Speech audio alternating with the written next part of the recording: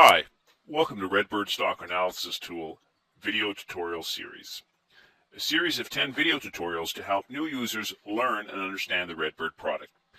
In video tutorial number 3, we will show users how to define accounts, portfolios, and alerts. We're going to assume that users have installed and configured the product and set up their initial risk profiles as described in tutorial number 1. We're also going to assume that users have successfully searched and screened their active stocks and selected a number of active stocks that have qualified, as described in tutorial number 2. In this tutorial number 3, we will show users how to validate their active stock list. We will show users how to define a few overall account settings. We'll show users how to define a couple of different types of portfolios and target stocks. And we'll show users how to define account notifications and alerts. Let's continue. Since we already have a RedBird session running, we'll go ahead and start that. The first thing we want to do is validate that we have at least a few qualified stocks in our active stock list. Let's go ahead and click on the Portfolios button and then click on the third tab called Active Stock List. From tutorial number 2, we activated and screened approximately 3 stocks. I've gone ahead and added another 6 or 7 stocks to the list just to ensure we have sufficient for this particular tutorial. You'll notice here that we have 10 active stocks in our active stock list. We're going to assume for the time being that all of these stocks have demonstrated a reasonable level of simulated performance and alignment with our risk profiles and investment goals. So let's go ahead and put that list away. The next thing we want to do is click on the Portfolios tab, and then click on the Investment Portfolios tab within this screen. This screen really has 2 sections. On the top left-hand part of the screen are the overall account settings. Recall that RedBird has one single overall virtual bank account. This bank account has all the cash that is necessary to support transactions and trades for all users. And there's a few settings that we as the administrator can control. If we look at the first setting here for the overall account, it says generate automated transactions from recommendations. If I were to select this, it would instruct the RedBird system to automatically make simulated buy-sell trades every time the RedBird system presented a buy-sell recommendation.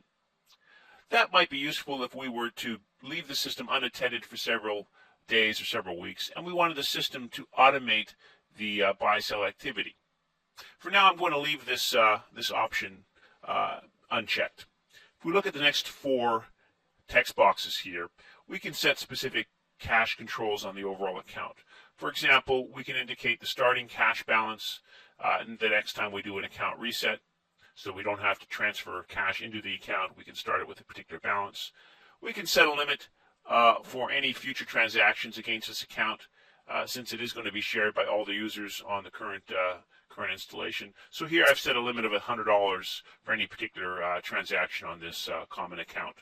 I can set the minimum cash permitted, so I could set a value there where I don't want the account to go below that value at any particular time. For example, I may always want to have $500 cash in the account, and I never want to drop below that. And then finally, there's a setting here for the maximum portfolio book value. And what this will do is indicate the maximum total dollar value that any single portfolio can have in the system. So I'm just going to leave these settings with the default values the way they are. Next thing I want to focus on is I want to focus on the portfolio information that's on this screen. You'll notice right now under the All Portfolios list box here on the right-hand side, we have no portfolios defined. So we're going to go ahead and define a couple of sample portfolios. Recall that a portfolio is simply a collection of stocks that have been targeted together under a single investment strategy. We may decide to group stocks under a particular portfolio for a couple of reasons. We may group stocks under a portfolio if they happen to have similar characteristics, if we want to be able to monitor their performance collectively in addition to monitoring them individually, or if we find that certain stocks fit a particular investment strategy or risk profile better than others. So there's a number of reasons why we'd want to organize stocks into different portfolios. So let's go ahead and create a couple of portfolios here. I'm going to click on the New Portfolio button and confirm yes. I'm going to give my portfolio a title. I'll call it Sample Portfolio Number 1. The next choice I have here is ownership. There are 2 ownership models. One is public and private. By default, all portfolios are public, which means every user that signs onto the system can interact with the portfolio. So I'm going to leave, I'm not going to check the private portfolio setting for now. I'll leave this portfolio as public. The next choice I have is stock mix type. What this does is it tells the system what percentage of the overall portfolio's value any one stock in the portfolio can hold. So I'm going to leave that as equal percentage. So what that means is, for example, if I had 3 stocks targeted in this portfolio, each one of those stocks can only hold up to 33% of the overall portfolio's market value or book value. Okay. The next choice I have is risk level. You'll notice I have 3 choices: low, moderate, and high risk.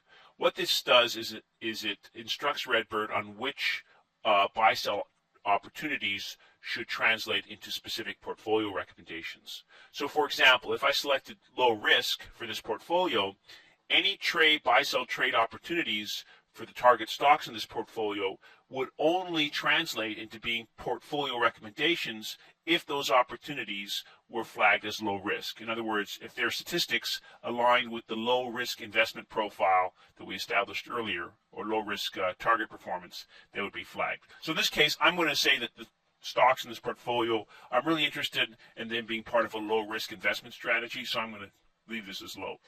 Next thing I want to do here is add a couple of stocks. So I'm going to click on the add button, and I'm going to pick Apple, I'm going to pick Microsoft, and I'm going to pick IBM. Three technology stocks. Okay, and that's it for this portfolio. We'll go ahead and leave it alone. Let's create one more, and we'll call this one sample portfolio number 2. Ownership here, let's make this one private, so that in addition to the administrator, only a certain user in my household can have access to the portfolio. So we'll go ahead and assign it to investor number 1, which could be another member of my household. For stock mix, let's select maximum, which means any one of the stocks in this portfolio can hold up to 100% of the total value of the portfolio. Okay, and then for risk level, let's choose high. Okay, next thing is let's add some stocks here. By default, the system doesn't allow us to target the same stock symbol across multiple portfolios.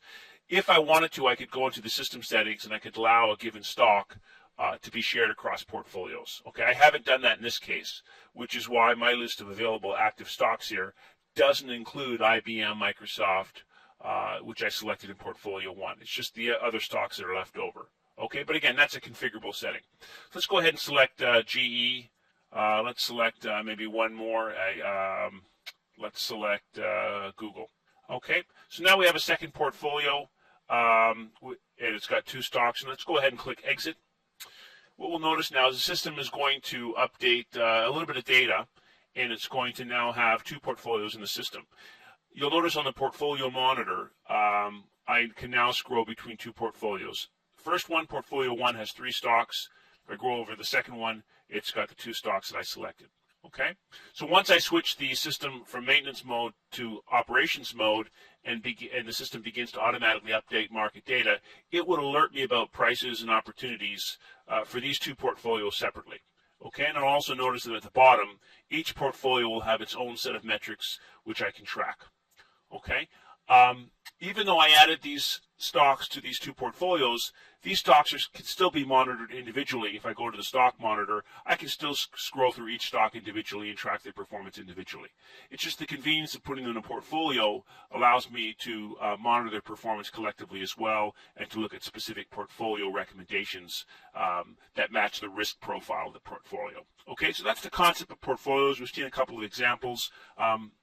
The last thing I want to look at very, very briefly is I want to look at alerts. If I go back to portfolios and then I click on alert settings, right now I have no alerts defined in the system. If I wanted to, I could set up some account alerts at the top here. I could say I wanted to be alerted when my account balance dropped below a certain value or above a certain value, in which case I would just select this option here at the top, and then I put in the balances that I was interested in being alerted on.